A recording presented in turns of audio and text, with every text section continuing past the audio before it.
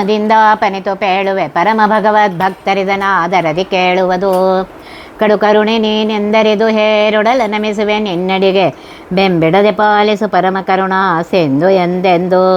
ನಡುವೆ ಬರುತ್ತೆಪ್ಪ ವಿಘ್ನವ ತಡೆದು ಭಗವನ್ ನಾಮ ಕೀರ್ತನೆ ನುಡಿದು ನುಡಿಸೆಣ್ಣಿಂದ ಪ್ರತಿ ದಿವಸದಲ್ಲಿ ಮರೆಯದಲೇ. ಭೋಜನ ಶಿವ ಸಂಧಿಯ ಸಾರವನ್ನು ಹೇಳ್ತಾ ಇದ್ದೇವೆ. ಅದರಲ್ಲಿ 11ನೇ ಪದ್ಯ.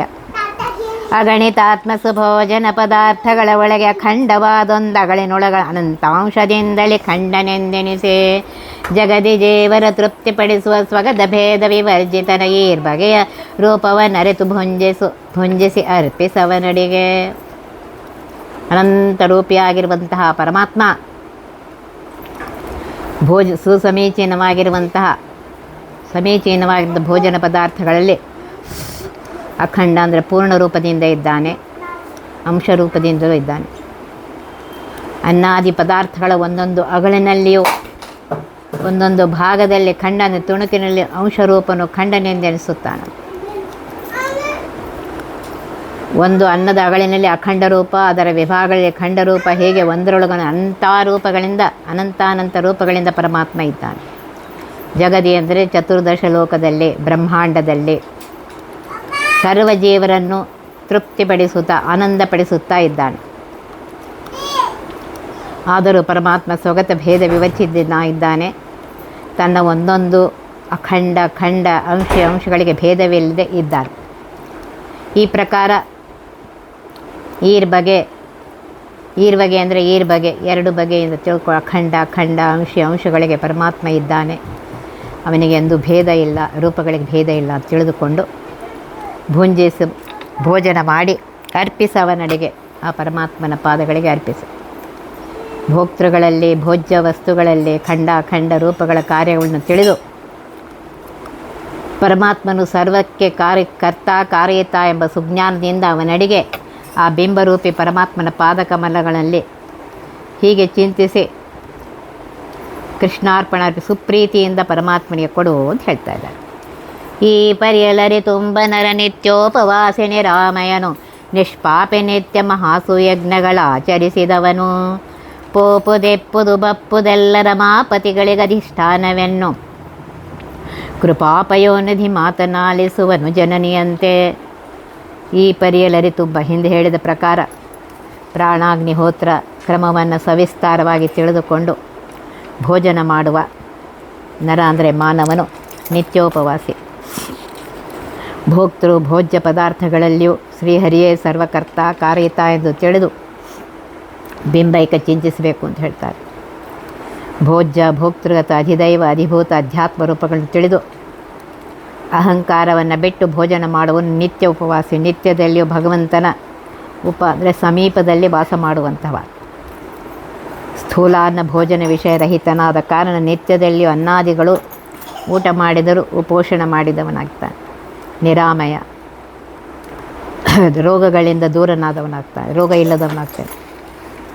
ಅಥವಾ ಇಂಥ ಸತ್ವ ಸ್ವಭಾವದ ಜ್ಞಾನಿಗಳು ಪಾಪ ದುಃಖರಹಿತರು, ನಿಷ್ಪಾಪಿ, ಸಕಲ ಕರ್ಮಗಳಿಂದ ದೂರರಾಗಿ ನಿತ್ಯ ಮಹಸೂಯ ಯಜ್ಞಗಳನ್ನು ಆಚರಿಸಿದವನು.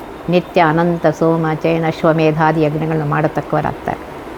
ಪೋಪುದು ಸಂಚಿತ ಕರ್ಮ ಹೋಗುತ್ತೆ, ಇಪ್ಪುದು ಅನುಭೋಗಿಸತಕ್ಕ ಪ್ರಾರಬ್ಧ ಕರೆಯುತ್ತೆ, ಬಪ್ಪುದು ಅಂದರೆ ಆಗಾಮಿ ಕರ್ಮ. ಹೀಗೆ ತ್ರಿವಿಧ ಕರ್ಮಗಳಲ್ಲಿ ಲಕ್ಷ್ಮೀಪತಿಯಾಗಿರುವಂತಹ ಪರಮಾತ್ಮನೇ ನಿಂತು ಮಾಡಿಸ್ತಾ ಇದ್ದಾನೆ ಅಂತ ಸುಜ್ಞಾನದಿಂದ ಸಂಚಿತ ಆಗಾಮಿ ಕರ್ಮಗಳು ನಾಶವಾಗಿ ಪ್ರಾರಬ್ಧದ ಉಪಬರ್ಧವಾಗುವುದು.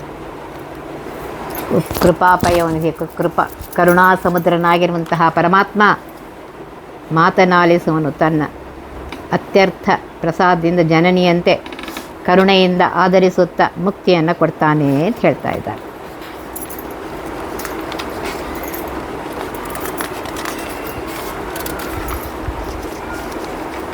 ಆರೆರಡು ಸಾವಿರದ ಮೇಲಿನ್ನೂರು 51 ರೂಪದಿ ಸಾರಭೋಕ್ತ ನಿರುದ್ಧ ದೇವನು ಅನ್ನಮಯ ನೆನೆಪ. ಮೂರೆರಡೂವರೆ ಸಾವಿರದ ಮೇಲ್ 3+40 ರೂಪದಿ ತೋರುತಿಹ ಪ್ರದ್ಯುಮ್ನ ಜಗದೊಳು ಪ್ರಾಣಮಯನಾಗಿ. 62,000 ಮೇಲಿನ್ನೂರ ರೂಪದಿಂದ ಅಂದರೆ 8,251 ರೂಪಗಳಿಂದ ಸಾರಭೋಕ್ತ ಸರ್ವರಸಗಳಲ್ಲಿ ತನ್ನ ಸ್ವಾಖ್ಯ ಶುಭರಸಗಳನ್ನು ಭೋಜನ ಮಾಡುವ ಅನಿರುದ್ಧ ದೇವನು ಅನ್ನಮಯ ಅಂತ ಅನಿಸ್ಕೊಳ್ತಾನೆ. 32,000 ಮೇಲೆ 3 + 40 ಅಂದರೆ 5,543 ರೂಪಗಳಿಂದ ಪ್ರದ್ಯುಮ್ನ ದೇವನು ಪ್ರಾಣಮಯನಾಗಿ ಜಗತ್ತಿನಲ್ಲಿ ಬಹಿರಾವರಣದಲ್ಲಿರುವ ಪ್ರದ್ಯುಮ್ನನು. ಇಲ್ಲಿ ಜಗತ್ ಶಬ್ದವು ಜೀವವಾಚಿಯಾಗಿರುತ್ತದೆ. ಸರ್ವಜೀವರ ದೇಹದಲ್ಲಿ ಪ್ರದ್ಯುಮ್ನ ಪ್ರಾಣಮಯ ಅಂತ ಅನಿಸ್ಕೊಂಡಿದ್ದಾನೆ. 2 ಕೋಶಗಳೊಳ ಹೊರಗೆ ಸಂಕರ್ಷಣ 5 ಸುಲಕ್ಷದ 62,007 ಶತರೂಪಗಳ ಧರಿಸಿ ಕರೆಸಿಕೊಂಬ ಮನೋಮಯನು ಎಂದರ ವಿದೂರನು 2,300 ಮೇಲ್ನಾಲ್ಕಧಿಕ 70. 2 ಕೋಶಗಳ ಒಳ ಹೊರಗೆ ಅಂದರೆ ಅನ್ನಮಯ ಪ್ರಾಣಮಯ ಈ 2 ಕೋಶಗಳ ಒಳ ಮಾಡಿಕೊಂಡು ಈ 2 ಕೋಶಗಳ ಹೊರಭಾಗದಲ್ಲಿ ಸಂಕರ್ಷಣ 5,62,107 ರೂಪದಿಂದ ಇದ್ದು ಇಷ್ಟು ರೂಪಗಳಿಂದ ಮನೋಮಯ ಅಂತ ಅನಿಸಿಕೊಂಡು ಇರ್ತಾನಲ್ಲಿ. ಅರವಿದೂರ ಪಾಪದೋಷ ದೂರನಾಗಿರುವಂತಹ ಪರಮಾತ್ಮ 4,374 ರೂಪಗಳಿಂದ ವಾಸುದೇವನು ಅಂಥೇಳಿ ಅದನ್ನು ಮುಂದುವರಿಸ್ತಾ ಇದ್ದಾರೆ ಮುಂದಿನ ಪದ್ಯದಲ್ಲಿ.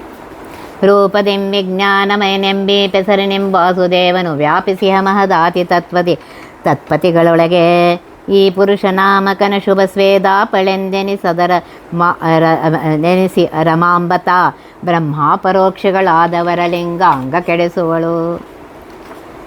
4,374 ರೂಪಗಳಿಂದ ವಿಜ್ಞಾನಮಯ ಎಂಬ ಹೆಸರಿನಿಂದ ಪರಮಾತ್ಮ ವಾಸುದೇವ ನಾಮಕ ಪರಮಾತ್ಮ ಬಾಹಿರ ಮಹದಾದಿ ಮಹತ್ತತ್ವ ಅಹಂಕಾರ ತತ್ವ ಮೊದಲಾದವುಗಳಲ್ಲಿ ತತ್ವಪತಿಗಳಾಗಿರುವಂತಹ ಬ್ರಹ್ಮರುದ್ರರಿಂದಾದಿ ದೇವತೆಗಳಿಗೆ ವ್ಯಾಪಿಸಿದ್ದಾನೆ.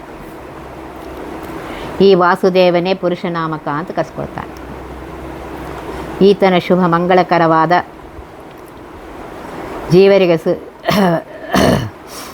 ತಂದು ಸಾಧನ ಮಾಡಿಸಲು ಶುಭವಾದ ಸ್ವೇದಾಪ ಮೈ ಬೆವರು ರೂಪವಾದ ರಮಾಂಬ ಮಹಾಲಕ್ಷ್ಮೀ ದೇವಿಯು ಬ್ರಹ್ಮಾಪರೋಕ್ಷಗಳಾದವರ ಸಾಧನ ಪೂರ್ಣರಾಗಿ ಪೂರ್ಣಾನಂದ ರೂಪಿಯಾದ ಪರಬ್ರಹ್ಮನನ್ನು ತಮ್ಮ ಹೃತ್ಕಮಲದಲ್ಲಿ ನೋಡುವವರ ಅಪರೋಕ್ಷಗಳೆನಿಸಿಕೊಂಡವರ ಲಿಂಗಾಂಗ ಕೆಡಿಸುವಳು, ಲಿಂಗಭಂಗ ಮಾಡ್ತಾಳೆ. 5,125 ನಾರಾಯಣನ ರೂಪವತ್ತಾಧರಿಸಿಕೊಂಡನು ದಿನದಿ ಆನಂದಮಯ ನೆನಪ. 5,00,000 ಮೇಲೆ 85,400 5 ಕೋಶಾತ್ಮಕ ವಿರಿಂಚಾಂಡಲ್ಲಿ ತುಂಬಿಹನು. ಪರಮಾತ್ಮ 5,125 ರೂಪ ಧರಿಸಿ ಆನಂದಮಯ ಅಂತ ಎನಿಸ್ಕೊಳ್ತಾನೆ. ಅನ್ನಮಯ 8,251 ರೂಪ, ಪ್ರಾಣಮಯ ಪ್ರದ್ಯುಮ್ನ 5,543 ರೂಪ, ಮನೋಮಯ ಸಂಕರ್ಷಣ 5,62,107 ರೂಪ, ವಿಜ್ಞಾನಮಯ ವಾಸುದೇವ 4,374 ರೂಪ, ಆನಂದಮಯ ಕೋಶ ಇರುವಂತಹ ನಾರಾಯಣ 5,125. ಒಟ್ಟು 5,85,400 ರೂಪಗಳಿಂದ ಪರಮಾತ್ಮ ಪ್ರಕೃತಿ ಪರಮಾಣು ಬಿಂದುಗಳಂತೆ ರೂಪ ಧರಿಸಿ ತತ್ತತ್ ಕಾರ್ಯ ಪ್ರವೃತ್ತಿ ಮಾಡುತ್ತಾ 5 ಕೋಶಗಳಲ್ಲಿ ಅನ್ನಮಯ ಪ್ರಾಣಮಯ ಮನೋಮಯ ವಿಜ್ಞಾನಮಯ ಆನಂದಮಯ ಕೋಶಗಳ ನಾಮಗಳಿಂದಲೂ ಆ ಕೋಶಗಳಲ್ಲಿ ವಿರಿಂಚಾಂಡ ಅಂದರೆ ಬ್ರಹ್ಮಾಂಡದಲ್ಲಿಯೂ ಪಿಂಡಾಂಡದಲ್ಲಿಯೂ ಪರಮಾತ್ಮ ತುಂಬಿಕೊಂಡಿದ್ದಾನೆ. ಇದನ್ನು ಸರಿಯಾಗಿ ತಿಳ್ಕೊ ಅಂತ ಹೇಳ್ತಾ ಇದ್ದಾರೆ. 101 ಸ್ವರೂಪದಿಂ ಶಾಂತೇ ರಮಣತಾ ನನ್ನ ಅನ್ನ ನೆನೆಪೈ 103 ಮೇಲಧಿಕ ಪ್ರಾಣಾಖ್ಯ ಪ್ರದ್ಯುಮ್ನ ತೋರುತಿಹ 95 ವಿಕಾರ ಮನದೊಳು ಸಂಕರ್ಷಣ 200 ಚತುರಾಶೀತಿ ವಿಜ್ಞಾನಾತ್ಮ ವಿಶ್ವಾಖ್ಯ. ಅನ್ನದಲ್ಲಿ 101 ರೂಪದಿಂದ ಅನ್ನಮಯ ಕೋಶದಲ್ಲಿ ಶಾಂತಿಪತಿ ಅನಿರುದ್ಧ ಇದ್ದಾನೆ. ಪ್ರಾಣ ಅಂದರೆ 313 ರೂಪದಿಂದ ಪ್ರಾಣಮಯ ಕೋಶದಲ್ಲಿ ಪ್ರದ್ಯುಮ್ನ ಇದ್ದಾನೆ. ಮನ ಅಂದರೆ 55 ರೂಪದಿಂದ ಮನೋಮಯ ಕೋಶದಲ್ಲಿ ಸಂಕರ್ಷನಾಮಕ ಪರಮಾತ್ಮ ಇದ್ದಾನೆ. ವಿಜ್ಞಾನ 584 ರೂಪದಿಂದ ವಿಜ್ಞಾನಮಯ ಕೋಶದಲ್ಲಿ ವಿಜ್ಞಾನಾತ್ಮಕನಾಗಿರುವಂತಹ ವಿಶ್ವನಾಮಕ ಪರಮಾತ್ಮ ಇದ್ದಾನೆ. ಈ ರೀತಿಯಾಗಿ ಪರಮಾತ್ಮ ನವನೀತಸ್ಥ ಘೃತದಂತೆ ಅಂತ ಹೇಳ್ತಾರೆ.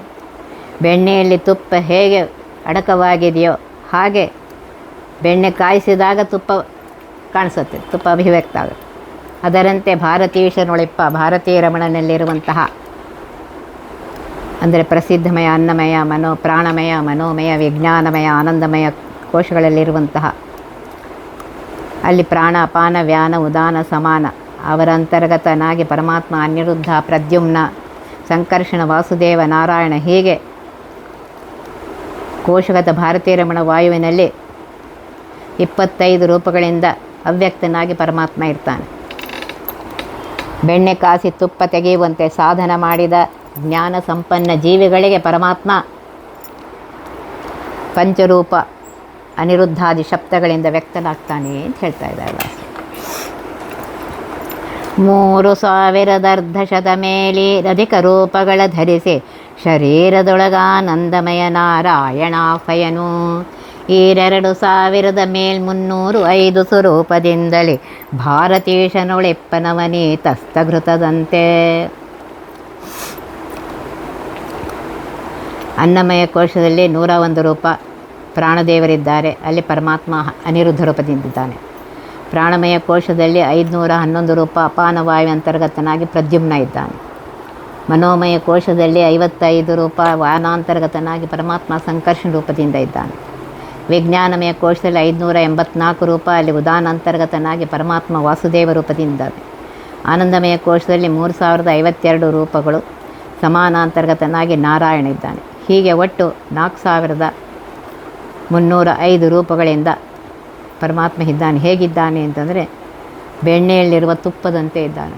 ಭಾರತೀಶನ ಅಂತರ್ಗತನಾಗಿ, ಭಾರತೀಯ ರಮಣ ಮುಖ್ಯ ಪ್ರಾಣ ಅಂತರ್ಗತನಾಗಿ ಪರಮಾತ್ಮ. 350 ಪ್ರಾಣ ಶರೀರದೊಳಗನಿರುದ್ಧ 20 2511 ಅಧಿಕ ಪಾನನೊಳೆಪ್ಪ ಪ್ರದ್ಯುಮ್ನ 3ನೇ ವ್ಯಾನನೊಳಗೈದರೆ 100 ರೂಪದಿ ಸಂಕರ್ಷಣ 235 ದಾನದೊಳೆಪ್ಪ ಮಾಯೇಶ. ಇಲ್ಲಿ ಅನ್ನಮಯಾದಿ ಕೋಶಗಳಲ್ಲಿರುವ ಪಂಚಪ್ರಾಣ ಶಬ್ದ ರೂಪಗಳನ್ನು ವಿವರಿಸಿ ಹೇಳ್ತಾ ಇದ್ದಾರೆ. ಪ್ರಾಣನಲ್ಲಿ 53 ರೂಪ, ಇಲ್ಲಿ ಅನಿರುದ್ಧ ನಾಮಕ ಪರಮಾತ್ಮ ಇದ್ದಾನೆ. ಅಪಾನಲ್ಲಿ 511 ರೂಪ, ಇಲ್ಲಿ ಪ್ರದ್ಯುಮ್ನ ನಾಮಕ ಪರಮಾತ್ಮ ಇದ್ದಾನೆ. ವ್ಯಾನನಲ್ಲಿ 55 ರೂಪ, ಅಲ್ಲಿ ಸಂಕರ್ಷಣ ಇದ್ದಾನೆ. ಉದಾನನಲ್ಲಿ 535 ರೂಪ, ಅಲ್ಲಿ ವಾಸುದೇವ ನಾಮಕ ಪರಮಾತ್ಮ. ಸಮಾನಲ್ಲಿ 557 ರೂಪ, ಅಲ್ಲಿ ಪರಮಾತ್ಮ ಮೂಲ ನಾರಾಯಣ ಇದ್ದಾನೆ ಅಂತ ಹೇಳ್ತಾ ಇದ್ದಾರೆ. ಈ ರೂಪಗಳನ್ನು ಸರಿಯಾಗಿ ತಿಳ್ಕೋ ಅಂತ ಹೇಳ್ತಾ ಇದ್ದಾರೆ. ಮೂಲ ನಾರಾಯಣನು 55 ರೂಪವ ತಾಳಿ ಸರ್ವತ್ರದಿ ಸಮಾನನೊಳಗಿಪ್ಪ ಸರ್ವಜ್ಞ ಲೀಲೆಗೈವನು 1000 ಮೇಲೇಳುವ 111 ರೂಪವ ತಾಳಿ ಪಂಚ ಪ್ರಾಣರಳು ಲೋಕಗಳ ಸಲಹುವನು. ಮೂಲ ನಾರಾಯಣನು ಸಮಾನ ಪ್ರಾಣನಲ್ಲಿರುವಂತಹ ನಾರಾಯಣ 557 ರೂಪದಿಂದ ಇದ್ದಾನೆ. ಪಂಚಪ್ರಾಣರಲ್ಲಿ ಈ ರೀತಿಯಾಗಿದ್ದು ಪರಮಾತ್ಮ ನೋಡ್ರಿ,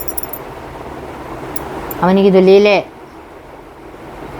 ಒಬ್ಬ ಜೀವನಲ್ಲಿ ಎಷ್ಟೆಲ್ಲ ವಾಯುದೇವರು ಇಷ್ಟು ರೂಪದಿಂದಿದ್ದಾರೆ, ಅಲ್ಲಿ ಪರಮಾತ್ಮ ಅಷ್ಟು ರೂಪದಿಂದಿದ್ದು ಅನಂತ ಜೀವರಾಶಿಗಳಲ್ಲಿ ಪರಮಾತ್ಮ ಹೇಗಿದ್ದಾನೆ, ಇದು ಅವನಿಗೆ ಲೀಲೆ. 93 ಸ್ವರೂಪಾತ್ಮಕ ನಿರುದ್ಧನು ಸದಾ ಯಜಮಾನನಾಗಿದ್ದನಲಯಮ ಸೋಮಾದಿ ಪಿತೃ ದೇವತೆಗಳಿಗೆ ಅನ್ನ ನೆನಿಪನ ಪ್ರದ್ಯುಮ್ನ ಸಂಕರ್ಷಣ ವಿಭಾಗವ ಮಾಡಿಕೊಟ್ಟು ನಿಪ ನಿತ್ಯಾನಂದ ಭೋಜನದಾಹಿತುರ್ಯಾಹ್ವ. ಈ ರೀತಿಯಾಗಿ ಪರಮಾತ್ಮ 93 ರೂಪದಿಂದ ಆ ಎಲ್ಲ ರೂಪಗಳು ಸ್ವರೂಪಾತ್ಮಕ ಅಂತ ಹೇಳ್ತಾರೆ. ಎಲ್ಲ ರೂಪಗಳು ಸುಂದರವಾಗಿವೆ, ಮಂಗಲವಾಗಿವೆ. ಮಂಗಳಕರ ಶೋಭನವಾದ ರೂಪಗಳಿಂದ ಸದಾ ನಿತ್ಯದಲ್ಲಿ ಯಜಮಾನನಾಗಿ ಅಂದರೆ ಮುಖ್ಯ ಕರ್ತೃ ಒಡೆಯನಾಗಿ ಯಜಮಾನನಲ್ಲಿದ್ದು ಅನಲ, ಅಗ್ನಿ, ಯಮ, ಸೋಮ, ಚಂದ್ರ ಪಿತೃದೇವಗಳಿಗೆ ಅನ್ನರೂಪನಾಗಿದ್ದು ಅನಿರುದ್ಧ ನಾಮಕ ಪರಮಾತ್ಮ ಅನ್ನ ಅಂತ ಕರೆಸ್ಕೊಳ್ತಾನೆ. ಈ ರೀತಿಯಾಗಿ ಪರಮಾತ್ಮ ಪಿತನಲ್ಲಿ ವಸು ಅವರು 8 3 24, ಅಗ್ನಿ ಪ್ರದ್ಯುಮ್ನ. ಪಿತಾಮಹಳ್ಳಿ ರುದ್ರ 11 ಜನ, 3 33 ರುದ್ರ ಸಂಕರ್ಷಣ. ಪ್ರಪಿತಾಮಹಳ್ಳಿ ಆದಿತ್ಯರು 12 ಜನ ಆದಿತ್ಯರು, 3 ರಿಂದ 36. ಆದಿತ್ಯ, ವಾಸುದೇವ, ಈ ರೀತಿಯಾಗಿ 24, 33, 36 ಸೇರಿಸಿದರೆ 93 ರೂಪಗಳಾಗುತ್ತೆ. ಇಷ್ಟು ರೂಪದಿಂದ ಪರಮಾತ್ಮ ಅಲ್ಲಿದ್ದಾನೆ ಅಂತ ಹೇಳ್ತಾ ಇದ್ದಾರೆ. ಇದನ್ನು ಸರಿಯಾಗಿ ತಿಳಿದುಕೊಂಡು ಈ ರೀತಿಯಾಗಿ ಅನಿರುದ್ಧ, ಪ್ರದ್ಯುಮ್ನ, ಸಂಕರ್ಷಣರು, ಅನ್ನಪ್ರದರು ಅನ್ನ ವಿಭಾಗವನ್ನು ಮಾಡ್ತಾರೆ. ತುರ್ಯಾವ ಅಂದರೆ ವಾಸುದೇವ ನಾಮಕ ಪರಮಾತ್ಮ ತಾನು ನಿತ್ಯಾನಂದ ನಿತ್ಯ ತೃಪ್ತನಾದರೂ ಭೋಜನದಾಯ ಭೋಜನ ಮಾಡಿಸುವ, ಅಂದರೆ ಉಂಡು ಉಣಿಪ ತಾನು ತನ್ನ ಶುಭರಸಗಳನ್ನು ಉಂಡು ಎಲ್ಲರಿಗೂ ತೃಪ್ತಿ ತಂದುಕೊಡ್ತಾನೆ ಅಂತ ಹೇಳ್ತಾರೆ. ಷಣ್ಣವತಿ ನಾಮಕನು ವಸುಮೋ ಗಣ್ಣ ಭಾಸ್ಕರೊಳಗೆನ್ನಿತು ಪ್ರಾಪನ್ನರನು ದಿನ ಕಪಟ ಸದ್ಭಕ್ತಿಯಲ್ಲಿ ಮಾಳ್ಪ ಪುಣ್ಯಕರ್ಮವ ಸ್ವೀಕರಿಸಿ ಕಾರುಣ್ಯ ಸಾಗರ ನಾ ಪಿತೃಗಳಿಗೆ ಅಗಣ್ಯ ಸುಖವಿತ್ತವರನು ಅವರ ಪೊರೆವನು ಎಲ್ಲ ಕಾಲದಲ್ಲೇ. ಷಣ್ಣವತಿ ನಾಮಕನು 96 ರೂಪಗಳುಳ್ಳ ಪರಮಾತ್ಮನಿಗೆ ಷಣ್ಣವತಿ ಅಂತ ಕರೀತಾರೆ. ಆ ಪರಮಾತ್ಮ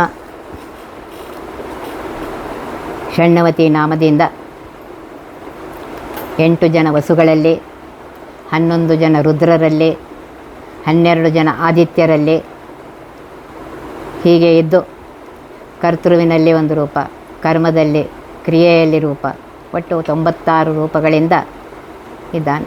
ಪ್ರಪನ್ನರು ತನ್ನಲ್ಲಿ ಶರಣು ಬಂದು ಭಕ್ತರು ಬಂದಿರುವಂತಹ ಭಕ್ತರು ಅನುದಿನ ನಿತ್ಯದಲ್ಲಿ ನಿಷ್ಕಪಟ ಅಂದರೆ ಕಪಟವಿಲ್ಲದೆ ಸ್ವಚ್ಛ ಮನಸ್ಸಿನಿಂದ ಸದ್ಭಕ್ತಿಯಲ್ಲಿ ಒಳ್ಳೆಯ ದೃಢ ವಿಶ್ವಾಸ ಪ್ರೀತಿಯಿಂದ ಪಿತೃದೇವತೆಗಳ ಉದ್ದೇಶವಾಗಿ ಅನುಸಂಧಾನಪೂರ್ವಕವಾಗಿ ಮಾಡುವವನ ಪುಣ್ಯತರವಾದ ಕರ್ಮಗಳನ್ನು ಸ್ವೀಕರಿಸಿ ತಾನು ಕೈಕೊಂಡು ಕಾರುಣ್ಯ ಸಾಗರ ಕರುಣಾಸಮುದ್ರನಾಗಿರುವಂತಹ ಪರಮಾತ್ಮ ಅವರ ಪಿತೃಗಳಿಗೆ ಅಗಣ್ಯ ಸುಖವನ್ನು ಕೊಟ್ಟ, ಗಣನೆಯಿಲ್ಲದ ಬಹುಸುಖವನ್ನು ಕೊಟ್ಟು ಎಲ್ಲ ಕಾಲದಲ್ಲಿ ಅವರ ಪಿತೃಗಳು ಯಾವುದೇ ಯೋನಿಯಲ್ಲಿರಲಿ ಅವರನ್ನು ಪೊರೆವನು ಅಂದರೆ ರಕ್ಷಿಸ್ತಾನೆ, ತೃಪ್ತಿಯನ್ನು ಕೊಡ್ತಾನೆ, ಕಾಪಾಡ್ತಾನೆ. ನೋಡ್ರಿ ಹೇಗಿದ್ದಾನೆ ಪರಮಾತ್ಮ, ಎಷ್ಟು ಕರುಣಾಸಮುದ್ರ ಇದ್ದಾನೆ.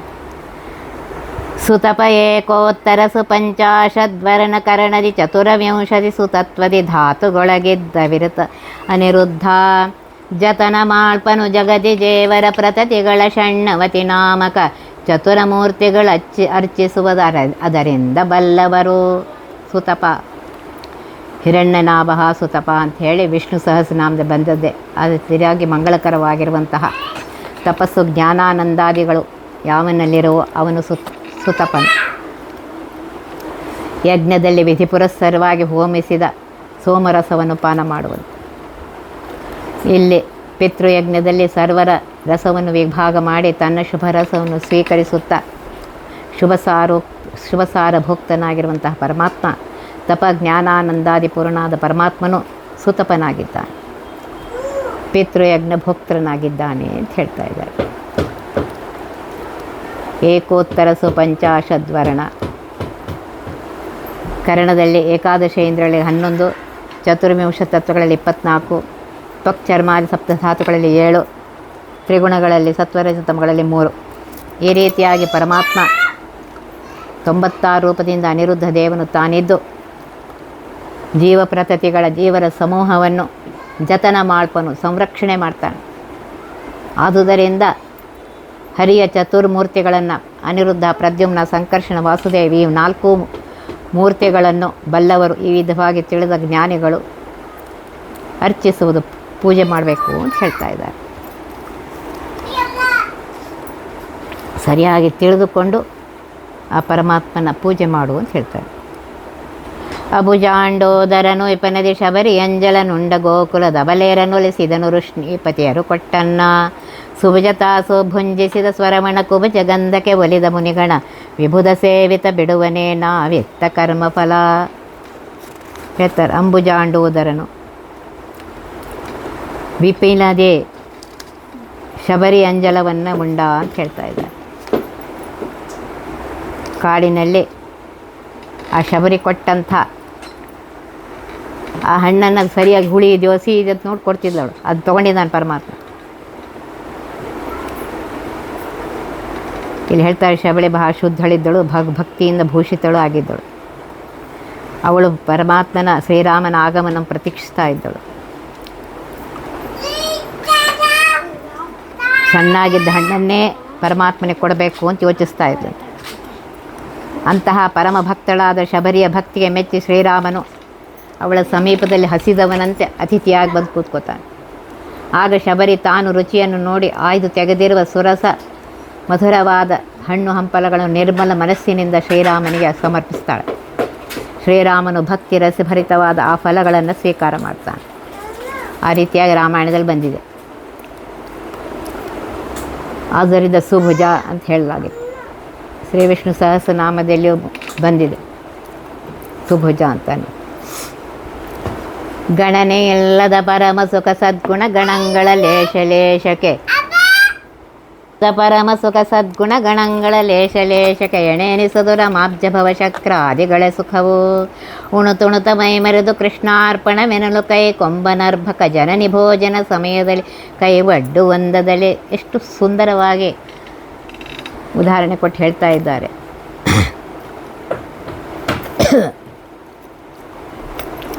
ಊಟ ಮಾಡುವಾಗ ದೇವರ ನೈವೇದ್ಯ ಕೊಟ್ಟು ಊಟ ಮಾಡುವಾಗ ಊಟ ಮಾಡಿ ಪ್ರತಿ ಕ್ಷಣದಲ್ಲಿ ಆ ಪರಮಾತ್ಮ ನೆನೆಸು. ಆಗ ಪರಮಾತ್ಮ ಏನು ಮಾಡ್ತಾನೆ ಅಂತಂದರೆ, ಹೇಗೆ